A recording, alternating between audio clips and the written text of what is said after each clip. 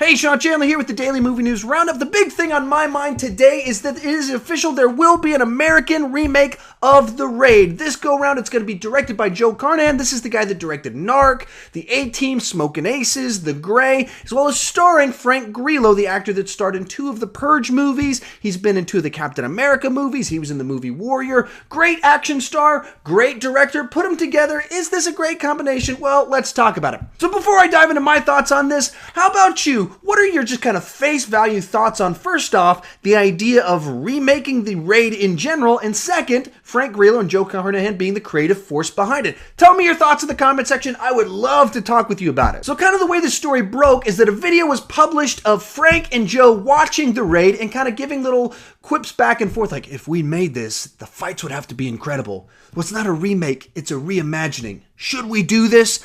And they kind of play through this. Is kind of a fun way to make an announcement like this, in particular with 2 guys that the internet community of movie action fans love. These 2 guys. So, on face value, that's really cool. Then Joe takes to Twitter, has several different things to say through a series of tweets, which is kind of funny the way it plays out because it's like back and forth, I hate Trump, and then the next one is talking about The Raid. So he says this: The Raid remake will be closer in tone and feel to The Grey and Narc.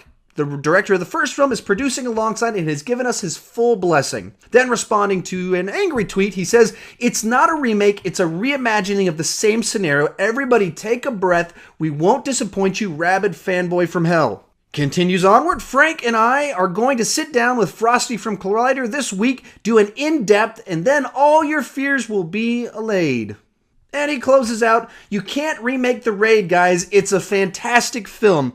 So ask yourselves, why would we be doing it unless we had something really special? So I gotta say, I'm pretty torn on this project because I'm being pulled in 2 different directions for 2 very different reasons. At face value, if you just told me that Frank Grillo is going to star in an action thriller that's probably going to be a hard R directed by Joe Carnahan, I'd say, awesome, sign me up. I'm going to love that movie. That's great news. And that's half of this announcement. The other half of this announcement is that it's a remake of The Raid. But it's not a remake, it's a reimagining of people in the same scenario. And that's where I go, what? And that's what I've kind of thought all along ever since they announced The Raid, where I just went, that's a weird movie to remake. For the simple fact of the matter is there's not a lot of plot there. I'm not like a Raid fanboy. I really like The Raid, but I've only seen it one time. I've been tried to rewatch it recently, but my wife, it's too violent for her. So it's one I have to kind of watch on my own time, and it just keeps getting pushed back. And I haven't even watched The Raid 2 yet. Very much top of my list of things to watch, just hasn't happened yet. But based off having watched it the one time and being involved in all kinds of online discussions about what is the appeal of that movie, it's not the specific scenario of the movie that makes the movie work, that makes it interesting. It's not that these great in-depth characters that have an unbelievable depth to them. It's that it's a very well-directed action movie with great fight choreography. So you take a very simple premise with just very kind of the right characters for that premise, bring in a director that knows how to shoot action with great fight choreography, and you've got a great action movie. But the central idea of the movie is very generic action movie. Team of cops go into a building, find themselves in over their head, and have to battle to get out of the building. That's very basic level action movie plot premise. It does not lend itself to a remake or a reimagining. And just to compare and contrast. When you talk about a remake and a reimagining or a reboot, essentially there's a story or a character that you want to continue telling stories of this character, or you want to retell this story. But for that to really make sense for you to do it, there have to be a number of distinct plot points, distinct characterizations, things that make this story pop and be memorable that you'd want to see it again. So if you take the idea of, say, RoboCop, you have a police officer in Detroit in the not too distant dystopian future where everything's run by an evil corporation, where humans are dehumanized and the police have been privatized and they're owned by this company, and it's capitalism run crazy. A police officer gets gunned down, and so because he's owned by this company, they decide to convert the remaining parts of his body into a robot soldier Well, that's a lot of really distinct plot points to where you can reimagine that story and tell a bunch of different things with it. You can retell the exact story, you can in some details about it, but there's a lot of really distinct plot points, characterizations, elements to the world that was built there that you go along with. Or you take, I'll explain a plot and you can guess who it is. There's a rich boy who goes to the theater with his parents. His parents get gunned down in an alley when he's a young child. As he grows up, he's raised by his butler and decides to dedicate his life to growing in strength of mind and power and in body so that he can battle crime, not through the police system, but on his own as a vigilante so that no one would ever have to go with what he went through as a child. Well, you know I'm describing Batman. I did not have to say Batman. I didn't have to describe Bat's superhero costume. But you can put the pieces together because there's a lot of distinct plot points along the way. When you talk about the raid, if you describe the plot points along the way, you're really just describing the beats of an action movie plot of where things get really bad and there's a low point. But the premise is so straightforward and simple, it's not like you're talking about distinct unique things. Like, I could not describe to you anything about the lead characters of the movie besides he's married and he's a police officer that knows martial arts. That's all I remember about him, and I don't know that there's all that much more from the movie to really know about him. I mean, he's buddies with his partners and stuff like that. And so why the reason I say all this is, so when Joe Carnahan's like, whoa, trust me, if we didn't have a great take on this, we wouldn't be doing it. Well, I mean, hey, guys, you can't remake it. It's a reimagining. Well, what are you reimagining? The idea of police officers going into a building, finding themselves in over their head, and having to get out of it with cool action sequences?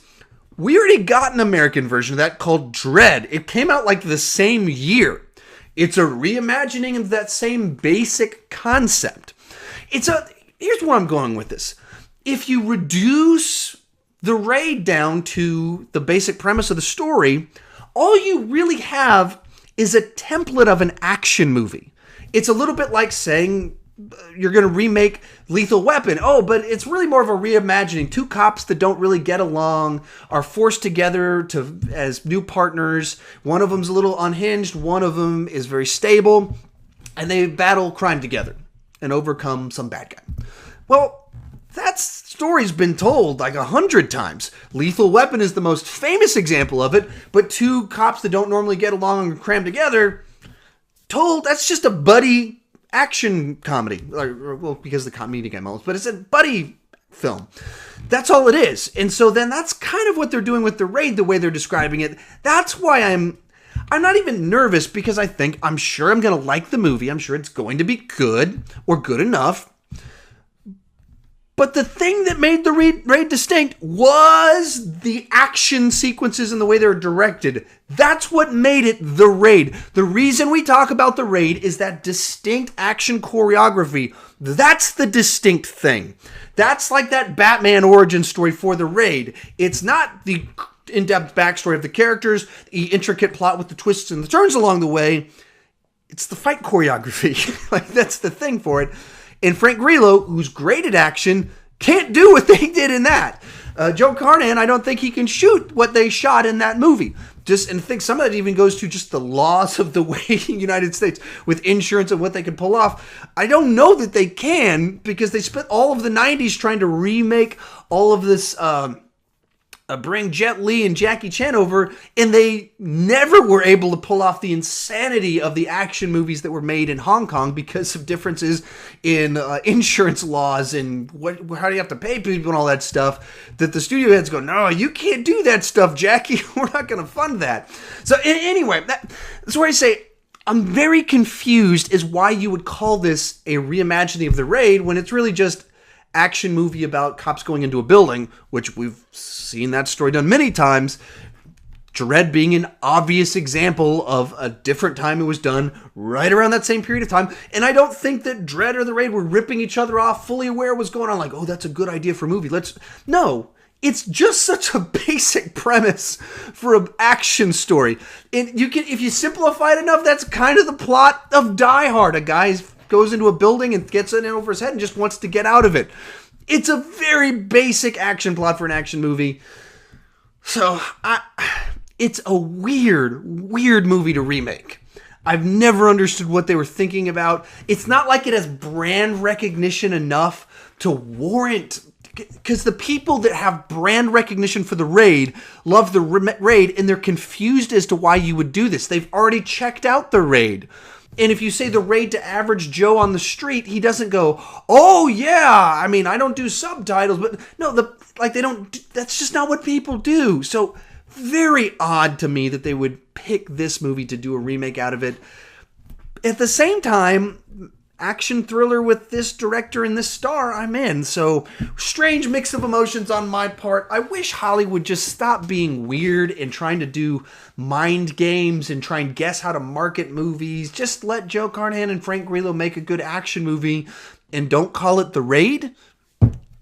Because if it's a reimagining, there's not a whole lot of plot points to change up here. Like, here's what we reimagined. It's in America now. Oh, mind blown. I don't know. I don't get it. How about you? Tell me in the comment section, what do you think, one, about this combination of actor and director making an action thriller type movie? And part two, what do you think the fact that it's actually a remake, reimagining of The Raid? Does that seem as strange to you because of the simplicity of the story as it does to me, that it feels much more like it's just like a template for a movie? I don't get it. Anyway, that's my take on it. If you're new to my channel, if you never clicked that subscribe button, please consider clicking that subscribe button. During the work week, I have this daily movie news roundup that you're watching right now. I also do 3 or 4 movie reviews each week, as well as a live show on Sundays where I've got the chat section going on there, interact back and forth with people, because I don't want to just talk about movies. I want to talk about movies with you, and thank you for watching.